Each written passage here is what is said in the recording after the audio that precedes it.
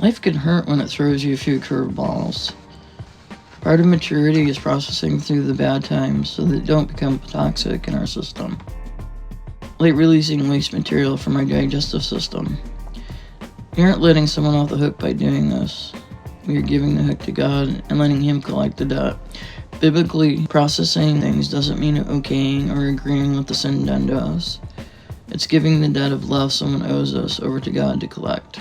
Like a store, when we're late on payment, they give over to debt collectors to collect.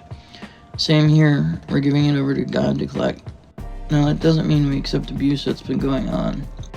Just because you process something doesn't mean that you trust the person who hurt you. In fact, you shouldn't if they're abusive.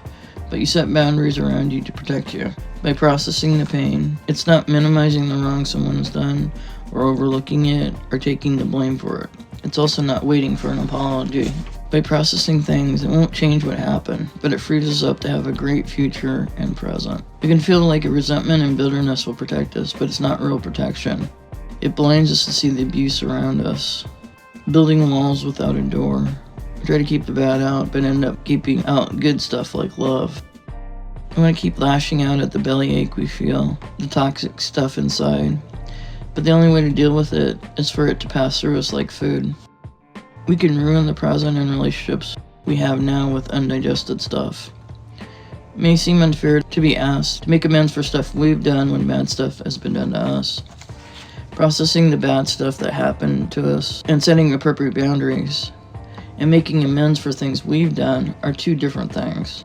If we've been dealing with bad stuff that happened to us, taking inventory, we have been doing the work that's needed. We don't need to put things on our list that's not there. Before we make amends to the people we've hurt, hiding may plague our relationships. We make them power over us. We may avoid them feeling uncomfortable in social situations where they're at. We become evasive and always hope that we don't have to deal with the shame of facing them. Living in hiding is not a good feeling. Look at an example of people in hiding. At the moment their eyes were opened, and they, Adam and Eve, suddenly felt shame at their nakedness. So they sewed fig leaves together to cover themselves. When the cool evening breezes were blowing, the man and his wife heard the Lord walking about in the garden. So they hid from the Lord among the trees.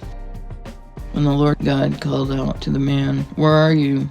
He replied, "I heard you walking in the garden, so I hid." Genesis 3:7-10. This is not a story of happy people. Having to live a lie necessarily forces us to live in shame and isolation. We begin to live constantly on the defensive. When we make amends, we're free to resume our relationships with God and others, without the fear of shame. Making things right with others will bring freedom from shame.